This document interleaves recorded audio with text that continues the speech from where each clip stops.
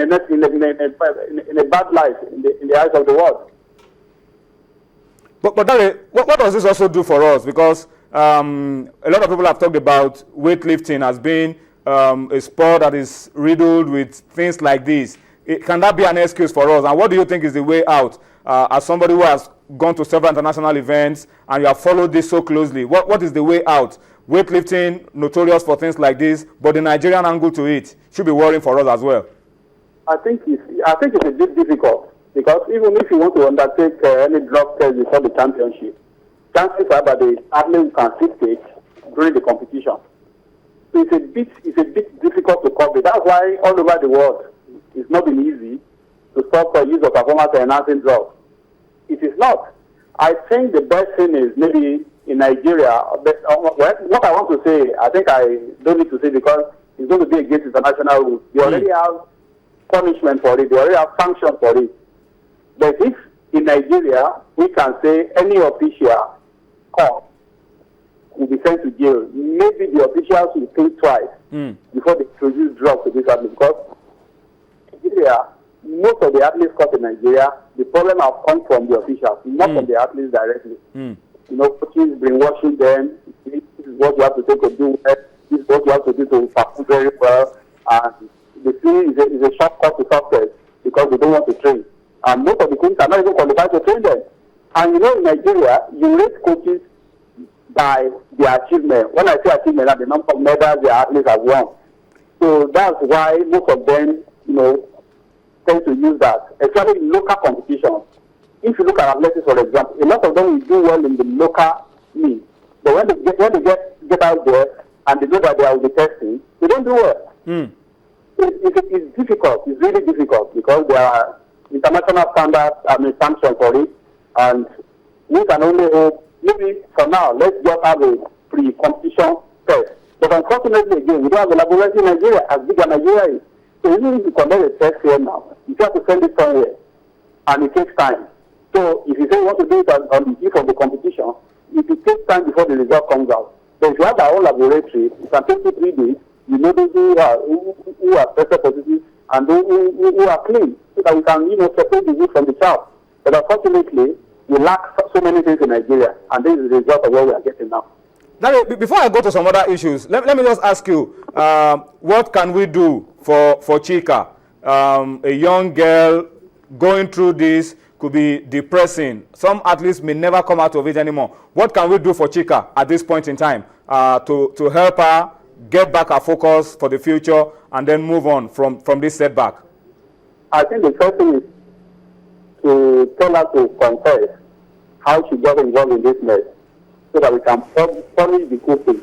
For me, it's not really the culprit, because if you go by her age, under international law, the punishment is reduced. They want to catch whoever has given that job. You know, the case of Lee Evans and Cecilia Francis, although they didn't mention her name, but the athlete is Cecilia Francis. But Lee Evans gave her performance-enhancing drugs, and because of that, they banned her. Another day, only gave the girl, they actually gave the girl 2 years because EFN's response was slow. Maybe they could have given the girl only 1 year. So what we need to do is to let the girl make a confession how the whole thing started, so that we can map the real culprit. When you map the real culprit, then you can now start educating the girls on the danger of using performance. Apart from the international shame, apart from the personal shame, what about the health implications? You also have to let the girl know that there are also health implications. If you do this, maybe by the time you want to have, you want to start procreation, you may have a delay, or maybe your womb may be damaged. So we need to educate them a lot. But the most important thing really is to have a laboratory so that we can be conducting tests periodically.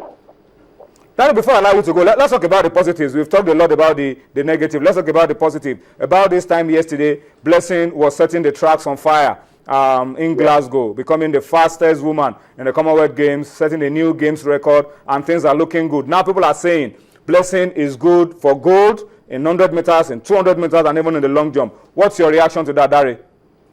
Well, I agree with that, but unfortunately, she's not going to compete in the long jump. Okay. She thought of the long jump. She didn't register for it, based on the advice of her coach.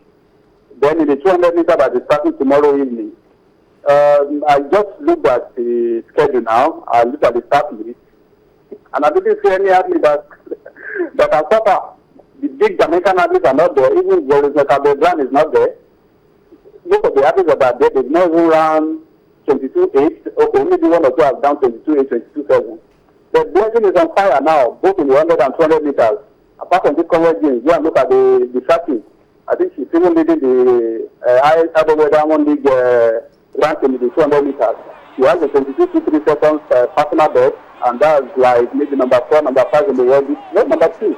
Yeah, number 2 in the world this year, behind Soligo of the USA, who has a 22.18. So I think she's unstoppable. I think she has won that. And that will be a record for Nigeria because I can't remember. Not even I can't remember. No athlete has won 2 gold medals in athletics in the same game for Nigeria. And she's the second person to win the 100 meter 30 for Nigeria and the 11th overall after Mary Onyali first did it in 1994. And she's supposedly completed a sprint double in the 200 meters. Then she's not going to set a new record for sure, but she's going to be one of the 4 athletes because she's going to be number 4 that have successfully completed a sprint double. And I believe it's a done deal. And we've only won 1 medal in that event in the history of the Commonwealth Games. And that medal was for Mary Onyali. I think she's just equaling or surpassing whatever Mary Onyali has done now. Because I remember the national trial, Mary has won it 3 times back to back. She did that this year to win it back to back. And next year she's going to surpass Mary. God willing, God fearing us. She's going to win the 7th consecutive 100 meters title next year. That's Nigeria. If she wins the 200 meters gold, and surpass Onyali as the most successful Commonwealth athlete ever in terms of the sprint, not generally now, in terms of the sprint. So she's continuing to break all available records. Maybe tomorrow is Wednesday, maybe on Friday, maybe she will also break the 200 meter African record by running below 22.07. So I think everything is working well for her, and I think her decision to move to John Smith has really paid huge dividends. Daniel, before I allow you to go, what do you think is the future for Blessing? We have seen her do so well now because she's decided to leave out long jump from the list of events she's competing for at the Commonwealth Games. Do you see that as the future if we want to preserve Blessing and get the best out of her in the sprints? In major events, and I'm sorry to say this, I don't run the Commonwealth Games as a major event. In major events, she needs to do that. So here, I think she could have gotten that place too. The level of competition here is not that serious. Look at the 100 meters, for example. Most of the top athletes are not there. But she was able to give credibility to that race because of the performance. 10.85. That can happen anywhere. If not, look at the second place seconds. 11.02, 11.03. So the level of competition, most of these top athletes, they see the Commonwealth Games as off-season for them. So they're always looking at the World Championship, they're always looking at the Olympics. Look at the Sendo, look at the Fraser Price.